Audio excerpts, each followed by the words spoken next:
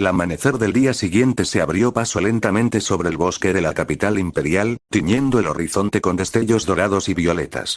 Tras la agitación de la noche anterior, la cuenta regresiva hacia el momento decisivo se acortaba implacablemente. Yo salí al patio de armas de la base de Night Red. Aunque mi semblante intentaba transmitir la firmeza y compostura de siempre, en mi mirada se notaba un profundo cansancio. La experiencia de la velada anterior continuaba retumbando en mis pensamientos. La voz resonante y fría de esa entidad desconocida no se disipaba de su mente. Caminaba a paso lento, con las manos apoyadas en la cintura, repasando una y otra vez la extraña propuesta. El ofrecimiento de un poder inimaginable a cambio de la tercera pieza de los Prime caídos y el sellado del pacto del juicio con Lockdown. En medio del patio, Leone se encontraba estirando los brazos cerca de los suministros. Al verme pasar a su lado, me saludó con su habitual energía. «Hey, Fabrizio. Buenos días. Nagenda está revisando las listas para el despliegue del mediodía, ¿vienes a ver el mapa?» Yo no respondí. Seguí caminando unos pasos más en absoluto silencio, con la mirada perdida en el suelo de piedra. Leone intentó llamarme un par de veces más levantando la voz, pero al notar que no reaccionaba y que permanecía completamente distraído, ladeó la cabeza extrañada. A pocos metros de distancia, Bumblebee realizaba un chequeo de rutina en sus sistemas de propulsión. El silencio y mi distracción fueron notados por Bumblebee, quien detuvo sus diagnósticos al instante. El explorador amarillo se aproximó con pasos suaves para su tamaño metálico y emitió una serie de zumbidos y pitidos armónicos de preocupación. Mediante su modulador de voz, dejó escuchar varios fragmentos de radio coordinados que formaban una pregunta clara. Sistemas desalineados, Fabrizio. ¿Te notas distante? ¿Ocurre algo en el radar? Yo me detuve en seco. Al escuchar los pitidos de Bumblebee, parpadeó varias veces, saliendo finalmente de mi trance. Me ajusté los guantes tácticos y miré hacia los ópticos azules del Autobot. Sabía que entre los gigantes metálicos residía el conocimiento de las eras pasadas de Cybertron. Bumblebee, comencé yo con voz baja y seria. Necesito hacerte una pregunta sobre la historia de tu planeta. Ayer por la noche, mientras trabajaba en los nanobots, una presencia invadió mi mente. Una voz que nunca había escuchado me ofreció poder a cambio de traicionar nuestra causa. Hice una pausa, apretando ligeramente los puños. Yo le preguntó al Autobot quién era Quintessa, ya que ayer su voz entró por mi cabeza y dijo cosas que no logro entender del todo. Al escuchar ese nombre, las alertas de interfaz de Bumblebee parpadearon en un amarillo intenso. El robot dio un paso atrás, emitiendo un sonido estático que denotaba sorpresa y un profundo recelo. Antes de que Bumblebee pudiera procesar los archivos de audio necesarios para formular una respuesta adecuada, el crujido de pasos firmes sobre las baldosas anunció la llegada de un tercero. Drift emergió de la sombra del hangar, luciendo su imponente armadura de estilo samurái y con la mano posada sobre la empuñadura de su katana principal. Drift respondió rápidamente, interponiéndose entre ambos con una serenidad marcial pero con una mirada de absoluta gravedad en sus ópticos.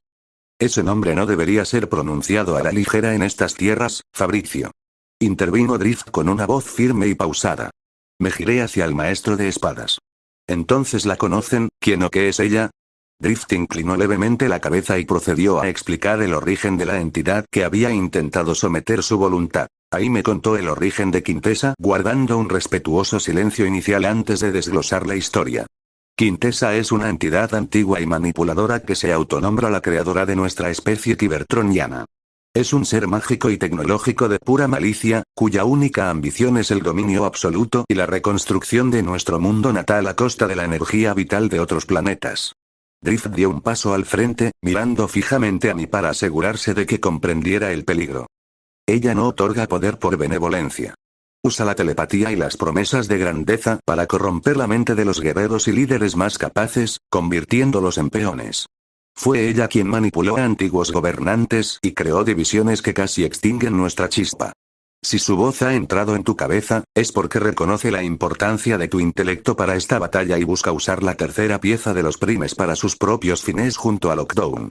Escuchar la explicación detallada de Drift sobre la verdadera naturaleza engañosa y tiránica de la hechicera de Cybertron logró que yo entendiera el origen de la intrusión y la razón del lacerante dolor de cabeza que había sufrido la noche anterior. La incertidumbre que lo había tenido distraído toda la mañana se disipó, siendo reemplazada por una resolución aún más sólida. Un ser que se autoproclama creador pero utiliza la manipulación y el engaño para someter a otros, reflexioné yo, ajustando los guantes con una postura erguida. Entiendo.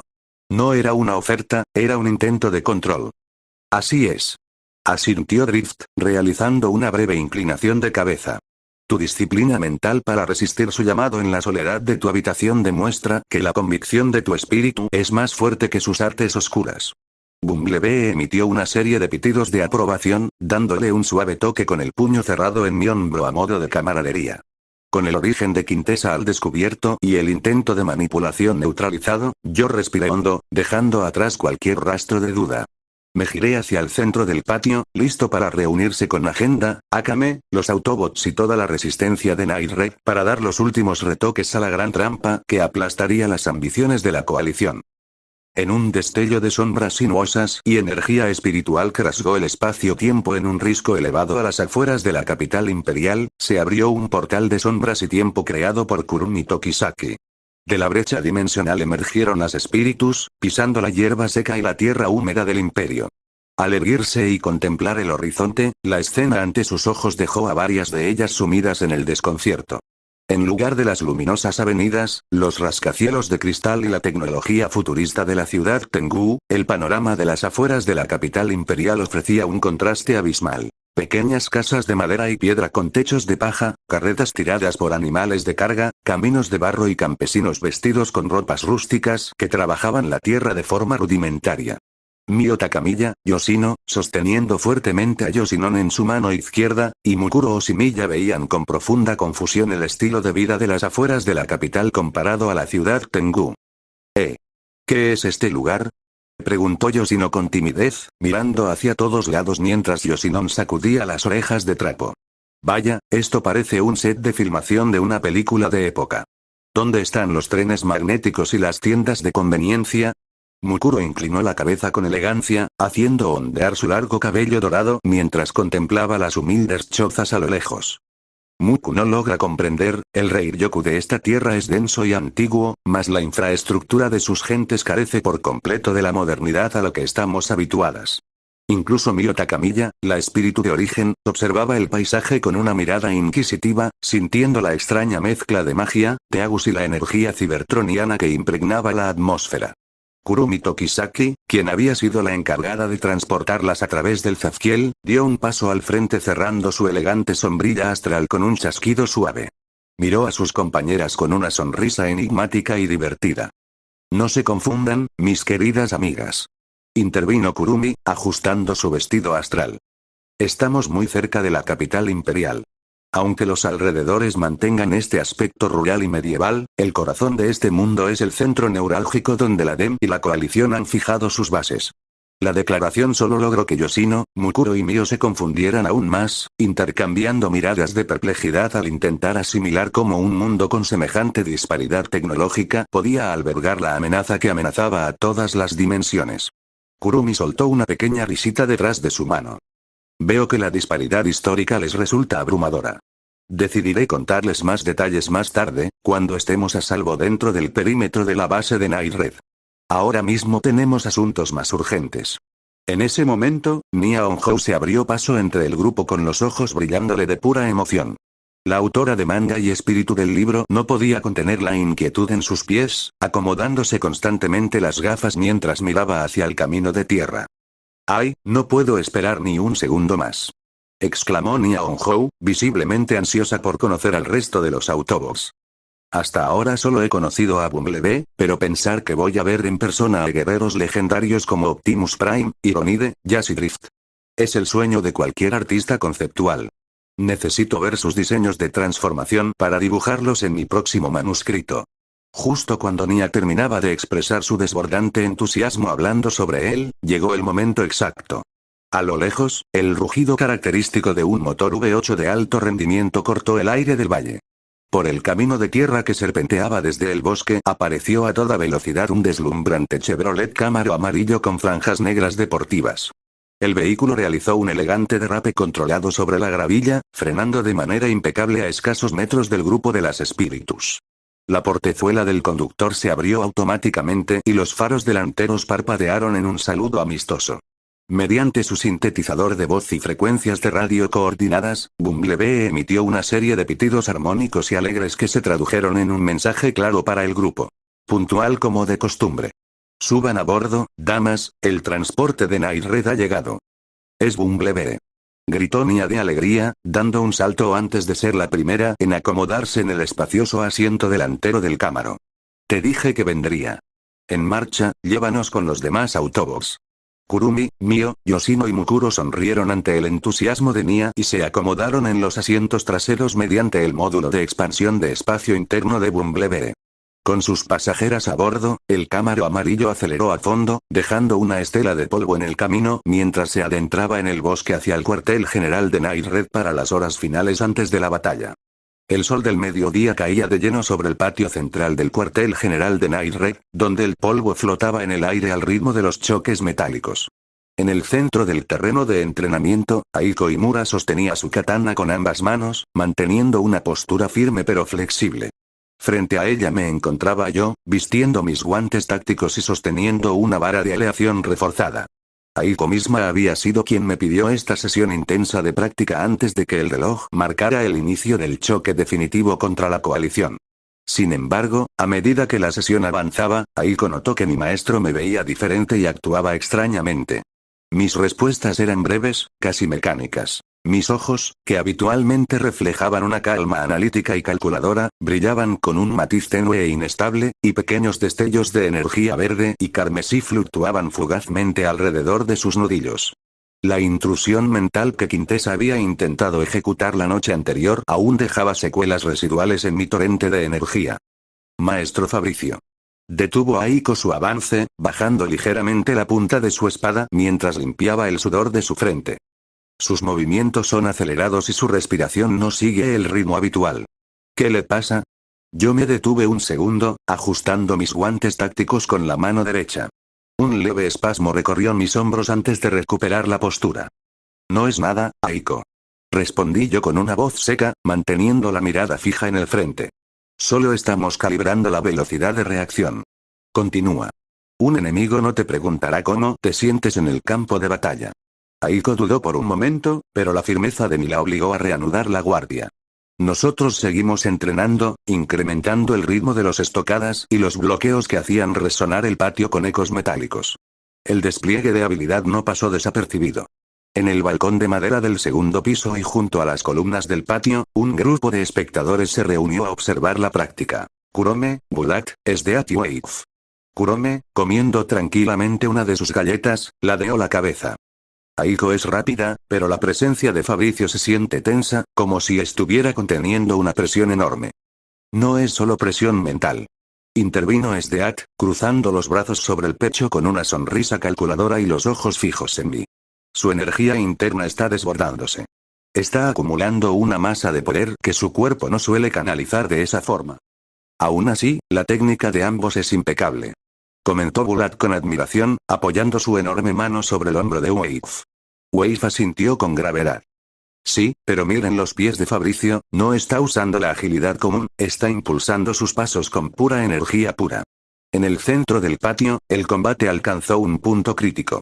De repente, en el entrenamiento yo me había vuelto extremadamente fuerte. La velocidad de mis movimientos se multiplicó de forma drástica. La vara de aleación comenzó a emitir un zumbido eléctrico mientras la energía residual de la intrusión de Quintessa y la sobrecarga de mis propios nanobots se fusionaban en su aura. Aiko intentó ejecutar una maniobra evasiva para desviar el impacto, pero mi fuerza arrolladora logró superar por completo a Aiko Imura. Con 3 movimientos rápidos y fluidos, yo rompí la guardia de mi aprendiz, desarmé la katana de Aiko con un golpe certero y la hice retroceder varios pasos hasta dejarla contra el suelo. La punta de la vara quedó a centímetros del cuello de Aiko. Tenía la victoria asegurada y mi aprendiz lo miraba con una mezcla de asombro y preocupación. Sin embargo, en el preciso instante en que yo iba a vencer definitivamente a mi aprendiz, mi rostro se contrajo de dolor. Un chispazo de luz verde y púrpura brotó violentamente de mi pecho. El brillo en mis ojos se apagó de golpe y las gafas tácticas cayeron sobre la tierra. El esfuerzo físico combinado con la violenta sobrecarga de energía que intentaba contener en su interior fue demasiado para mi organismo.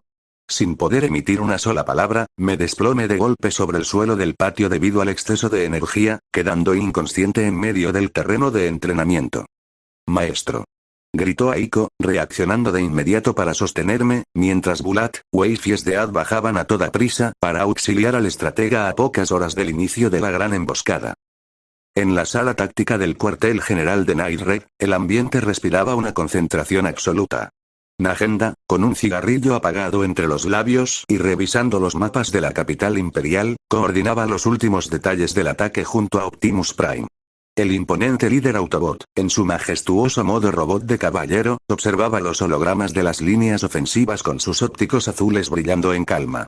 Ambos repasaban minuciosamente las posiciones de la emboscada antes de que las horas restantes expiraran por completo.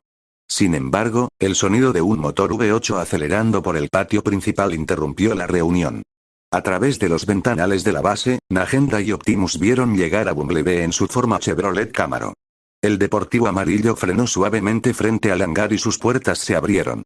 De Bumblebee bajaron Mio Takamiya, Kurumi Tokisaki, Nia Honjo y Yoshino, quien venía sosteniendo con fuerza a Yoshinon. Apenas pisó el suelo de piedra, Nia Honjo se ajustó las gafas y miró a su alrededor con los ojos completamente desorbitados por la emoción. Contemplar a los gigantes de metal en persona superaba cualquier ilustración o manuscrito de manga que hubiera dibujado jamás. Al divisar a Drift, quien se encontraba en una esquina del patio limpiando la hoja de su katana de aleación en una pose marcial e impecable, Nia no pudo contenerse. Salió disparada hacia el samurái kibertroniano, sacando una pequeña libreta de notas y un bolígrafo de su bolsillo. ¡Increíble! Un samurái de titanio. Exclamó Nia, maravillada al ver a los Autobots, lanzándole una avalancha de preguntas a Drift. ¿Cómo funciona la reconfiguración de tus placas de la armadura? ¿Tus katanas canalizan energón o energía espiritual? ¿Y qué vehículo te transformas por preferencia estética o por aerodinámica táctica? Dime todos los detalles para mi boceto. El estoico y disciplinado Drift se puso extremadamente nervioso ante la ráfaga ininterrumpida de preguntas de la espíritu del libro. Dio 2 pasos hacia atrás, guardó su katana apresuradamente en la vaina y buscó una salida rápida con la mirada. La disciplina de un guerrero requiere meditación en silencio antes de la batalla. Balbuceó Drift, ajustando su casco con prisa. Con su permiso, debo revisar los niveles de aceite de mi motor. Sin esperar respuesta, el samurái metálico decidió marcharse a otra parte a paso veloz, dejando a Nia con la pluma en el aire. Vaya, qué evasivo. Rió Nia, guardando la libreta. Justo en ese momento vinieron caminando Skips y Mudflap, empujándose mutuamente como de costumbre y discutiendo sobre quién había empujado a quién la noche anterior. Al ver a la chica de gafas observándolos, se detuvieron inflando el pecho con exagerada elegancia. Nia inclinó la cabeza, acercándose a ellos con curiosidad. Nia les preguntó a ellos cómo eran sus habilidades en el campo de batalla. Skips dio un paso al frente con una sonrisa petulante y cruzó los brazos metálicos. Mi especialidad es el arte del camuflaje táctico, señorita. Afirmó Skips con total seguridad. El sigilo es lo mío. Puedo infiltrarme en cualquier campamento enemigo sin dejar ni una huella de aceite. Mudflap soltó una carcajada burlesca y le dio un codazo a su hermano en las costillas antes de hablar. Por favor. No le hagas caso a este bobo. Interrumpió Mudflap. Lo mío es la coordinación. Una precisión quirúrgica en el trabajo en equipo, 0 errores, pura sincronización perfecta. Antes de que Nia pudiera procesar las afirmaciones de los gemelos, una silueta roja y estilizada emergió desde las sombras del granero. De repente vino Dino Mirage, caminando con gracia italiana y haciendo sonar sus cuchillas de brazo retráctiles. Dino miró a Skips y Mudflap con profunda ironía en sus ópticos. No le creas ni una sola palabra, ragazza. Intervino Dino Mirage con tono burlón. Estos dos son gemelos que carecen por completo de inteligencia. Sigilo y coordinación. En realidad, él mismo son 2 cosas. Torpeza en la izquierda y desastre en la derecha. Oye. Nadie te pidió tu opinión, carrocería roja. Protestó Mudflap agitando los puños. Nia, al verlo con sus líneas aerodinámicas rojas y su escudo frontal, dio un salto de sorpresa. Preguntó si él era un Ferrari, reconociendo de inmediato el icónico diseño del superdeportivo italiano. El mismo, bella. Respondió Dino haciendo una elegante reverencia con la mano sobre el pecho. Un Ferrari Italia listo para cortar en pedazos a cualquiera que intente lastimar a nuestros aliados y aliadas. Ese encuentro tan divertido y peculiar fue visto por los asesinos y las espíritus, quienes terminaron de conocerse formalmente en el centro del patio. Akame, Tatsumi, Leone, Chelsea y Kurume se acercaron desde las escaleras del cuartel general, reuniéndose con Mio, Yoshino y Kurumi. Parece que las nuevas invitadas se han adaptado rápido al desastre de los autobots. Comentó Leone con una amplia sonrisa, apoyando los brazos sobre la cabeza. Akame avanzó hacia Mio Takamiya, inclinando levemente la cabeza en señal de respeto mutuo entre guerreras. Es un honor tener el apoyo de las espíritus para la batalla del martes. El Rei-Ryoku que emanan será vital para contener las fuerzas de la DEM. Mio sonrió con serenidad, observando a Akame y a las demás. El honor es nuestro. Unir nuestras fuerzas con Night Red y los Autobots es el único camino para asegurar la libertad de todas las dimensiones. En medio de las risas provocadas por las discusiones entre Skips, Mudflap y Dino, las alianzas se consolidaron por completo en el corazón de la base, listas para enfrentar la prueba final que aguardaba al amanecer. Mientras la luz del atardecer comenzaba a filtrarse entre las densas copas de los árboles que rodeaban el perímetro exterior de la fortaleza de Night Red, una patrulla de reconocimiento combinada se encontraba despejando el sector norte del bosque. En un claro rodeado de enormes rocas de musgo, Ratchet y Starscream se vieron repentinamente rodeados por un pelotón de emboscada. Eran los clones metálicos de Lockdown, unidades mecanizadas de cazadores que avanzaban en silencio con sus visores verdes encendidos y sus armas de plasma cargadas. Atención, Starscream. Tenemos movimiento hostil a las 12. Advirtió Ratchet, desplegando de inmediato los bisturís de sierra giratoria de alta frecuencia de sus antebrazos. No me des órdenes, médico de pacotilla. Chilló Starscream, aunque reaccionó con una agilidad pasmosa. El choque fue brutal. A pesar de sus constantes riñas y de pertenecer a facciones que históricamente se habían destruido mutuamente, la experiencia militar de ambos Cybertronianos en el campo de batalla salió a relucir. Uno tras uno, ellos dos lograron ganarles a las unidades enemigas. Ratchet esquivó el disparo de un clon, desviando el cañón hacia arriba y usando su sierra eléctrica para cercenar la articulación de la rodilla del cazador, para luego rematarlo con un golpe certero al procesador central. Mientras tanto, Starscream dio un salto impulsado por los propulsores de sus pies, elevándose por encima de la vegetación y descargando una ráfaga de sus cañones de rayos nulos. Las explosiones de energón sintético y chasis despedazados hicieron retumbar el suelo del bosque. El último clon de Lockdown cayó con estrépito sobre la hojarasca, echando humo y soltando chispas hasta apagarse por completo.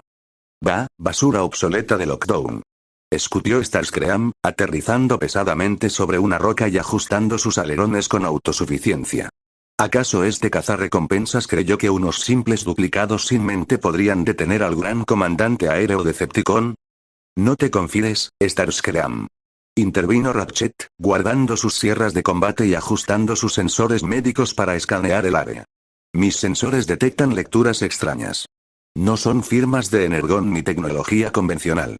De repente, el aire alrededor del claro se volvió helado y denso. Risas agudas, infantiles y perturbadoras comenzaron a resonar desde las copas de los árboles, rebotando en los troncos con un eco desquiciado. De entre las sombras de las ramas descendieron flotando libremente 5 nivelcoles. Las marionetas inmortales creadas por el Beelzebub de Ellen Miramatters vestían sus característicos trajes oscuros, blandiendo sus hojas de energía espiritual mientras sonreían con ojos vacíos y retorcidos. Ratchet dio 2 pasos hacia atrás, levantando la mano armadura para enfocar los escáneres tácticos de su visor directamente en las 5 figuras. ¿Pero qué demonios? ¿Quiénes son esas cosas?, preguntó Ratchet desconcertado, mientras sus diagnósticos no lograban categorizar la naturaleza biológica o cibernética de las recién llegadas. No registro chispas, ni masa orgánica estándar, ni componentes mecánicos. Starscream entornó sus ópticos rojos, dando un paso cauteloso hacia atrás y levantando ambos brazos para apuntarles con sus cañones. No tengo la menor idea, respondió Starscream con evidente repugnancia e irritación en su voz. Parecen pequeñas muñecas orgánicas, pero la energía que emanan es similar a las brechas dimensionales de la LEM. Una de las nivelco le ladeó la cabeza con una mueca macabra y soltó una risita agudo chillona. Mira, mira. 2 robots gigantes en nuestro bosque. ¿Jugamos a cortarlos en pedacitos? Las otras 4 nivelcoles levantaron sus espadas, listas para lanzarse en enjambre sobre los 2 gigantes de metal. Ratchet observó la reacción de las criaturas. Con la experiencia de años de guerra y recordando las advertencias de Magenda y Ellen sobre el comportamiento inagotable de las marionetas de información, supo que entablar combate en un claro abierto a pocas horas del ataque final era un error táctico. No vale la pena gastar nuestras reservas de energía en estas aberraciones antes de la emboscada principal, murmuró Ratchet. Starscream, quien no tenía ningún deseo de arriesgar su armadura contra criaturas místicas impredecibles que ni siquiera conocía, asintió de inmediato. Por una vez en tu vida, médico, dices algo coherente, declaró Starscream. Así que mismo ellos decidieron retirarse. Sin dudarlo un segundo, Starscream encendió sus turbinas traseras al máximo, dando un salto masivo hacia atrás para transformarse en su modo jet y salir disparado sobre la copa de los árboles en dirección al cuartel general de Night Red. Ratchet, por su parte, activó sus propulsores terrestres, dando un giro rápido y adentrándose a toda velocidad por el denso follaje del bosque, desapareciendo entre las sombras de la vegetación. El repentino repliegue de los 2 gigantes fue tan drástico y veloz que el enjambre del Adem se quedó completamente pasmado. Las 5 nivelcoles se quedaron profundamente confundidas, flotando en el aire a medio metro del suelo con las espadas levantadas en posición de estocada. Miraron el claro vacío, luego el cielo por donde Starscream había desaparecido, y finalmente las huellas que las ruedas de Ratchet habían dejado en el lodo. ¿Se fueron?, preguntó una de las nivelcoles parpadeando con estupor. ¡Qué aburridos!, protestó otra, haciendo un berrinche infantil mientras pateaba el aire. Ni siquiera nos dejaron cortarles un brazo. Volvamos con Lady Ellen, los robots gigantes huyeron hacia el campamento principal, refunfuñó una tercera. Sin comprender del todo la táctica de escape de los Autobots y Decepticons, las 5 nivelcoles se disolvieron en una nube de información negra y morada, regresando a la capital imperial para informar sobre el encuentro, mientras Ratchet y Starscream retornaban a salvo a la base de Night Red para reportar la presencia activa de la plaga en las inmediaciones. A la mañana siguiente, los primeros rayos de sol rasgaron la niebla del bosque sobre la base de Night Red. Yo me desperté en mi habitación y, al incorporarme sobre la cama, noté que repentinamente me sentía bien. La sobrecarga de energía y la lacerante presión mental que Quintessa había intentado ejercer en mi mente el día anterior habían desaparecido por completo, dejando en su lugar una claridad táctica absoluta y un flujo de poder perfectamente canalizado. Sin perder un solo minuto, me ajusté mis guantes tácticos, tomé mi vara de entrenamiento y salí al patio central. Aiko Imura ya me esperaba allí, realizando sus estiramientos matutinos con la katana en mano. Al verme completamente recuperado, la joven aprendiz sonrió con alivio y comencé a entrenar a Aiko. Esta vez, las estocadas, las esquivas y los bloqueos fluyeron con una precisión impecable, sin sobresaltos ni desbordamientos bruscos, perfeccionando la velocidad de la chica antes del choque definitivo. Mientras el entrenamiento transcurría en el patio exterior, en el gran salón de la fortaleza, la actividad era incesante. Yoshino, sosteniendo a Yoshinon, Origami Tobichi y Mukuro Oshimiya caminaban por el pasillo principal observando el despliegue. Las 3 espíritus estaban profundamente sorprendidas por la poderosa alianza que habían formado. Los asesinos de Night Raid afinando sus Teagus, las espíritus coordinando su Reiryoku, y la imponente presencia de los Autobots y Saiyajines ajustando sus armas de combate. Era una fuerza multidisciplinaria jamás vista en ninguna dimensión. En una mesa contigua del comedor, Mana Takamiya se encontraba sentada limpiando su equipo de combate de la AST. A su lado, Skips y Mudflap escuchaban recostados torpemente sobre el banco de madera. Mana les contaba sus misiones de la DEN pasada, detallando minuciosamente los protocolos de vuelo, las especificaciones de los trajes realicer y los aburridos informes de patrulla en la ciudad Tengu. Los gemelos se aburrieron por completo. Skips dejaba caer la cabeza metálica sobre la mesa dando pequeños ronquidos, mientras Mudflap jugaba de forma infantil con un tornillo suelto. Y en la misión 314, tuvimos que rellenar 4 formularios de consumo de Reiryoku, explicaba Mana con tono monótono. Sin embargo, a un par de metros de ellos, Hironide la escuchaba con atención, apoyado sobre sus cañones pectorales y asintiendo solemnemente con la cabeza.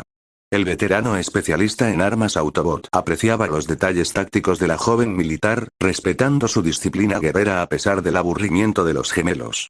De vuelta en el patio exterior, el sol ya iluminaba todo el recinto. Afuera, yo terminé el entrenamiento de la mañana con un movimiento de bloqueo, guardando mi vara de aleación. Aiko, respirando agitadamente pero con una sonrisa de satisfacción por su progreso, secó el sudor de su frente. Me acerqué a la nevera portátil de la armería, saqué 2 latas frías y le ofrecí una lata de soda a Aiko Imura. La chica la tomó con amabilidad, abriéndola con un suave chasquido. Mientras le daba un sorbo, mi mirada se tornó profunda y pensativa, fija en el mapa del imperio. Aiko. Comencé yo con voz tranquila y calculadora. Tengo un plan para cuando las cosas se compliquen en el frente. Pienso reprogramar a Galvatron y a Stinger cuando todo esto termine. Aiko estuvo a punto de atragantarse con la soda. Asustada, Aiko preguntó por qué haría algo tan peligroso, recordando la reputación destructiva de la abominación de prototipo y del cazador rojo. Maestro. Galvatron es un monstruo impulsado por el odio de Megatron y Stinger es un asesino despiadado. ¿Por qué arriesgarse a tomar el control de seres tan inestables? Cuestionó la aprendiz con evidente preocupación. Yo me ajusté los guantes tácticos, mirando a Aiko con absoluta seguridad. Él respondió que ellos dos están bajo el control de Lockdown. Expliqué yo con firmeza. No son más que peones atados a la voluntad de ese cazarrecompensas mediante códigos de restricción. Si los encuentro y tengo la oportunidad, ellos dos estarán bajo mis órdenes. Con la tecnología de mis nanobots verdes y los algoritmos que diseñé, puedo reescribir su núcleo, liberarlos de Lockdown y convertirlos en una fuerza defensiva definitiva para proteger nuestro mundo. Al escuchar la explicación lógica, analítica y protectora de mi idea, el temor en el rostro de Aiko se disipó por completo. La joven comprendió que no se trataba de una ambición descontrolada, sino de una jugada magistral para desarmar al enemigo y fortalecer a la alianza. Aiko entendió y decidió ayudarme con mi idea, dando un firme asentimiento de cabeza. Si ese es su plan, maestro Fabricio, lo apoyaré en el campo de batalla. Afirmó Aiko, apretando el puño. Me aseguraré de cubrirle la espalda cuando llegue el momento de infiltrar los nanobots en sus sistemas. Con el entrenamiento matutino concluido y una nueva estrategia secreta en marcha, yo y Aiko se reincorporaron al resto del grupo, listos para los momentos finales de la cuenta regresiva antes de la gran batalla.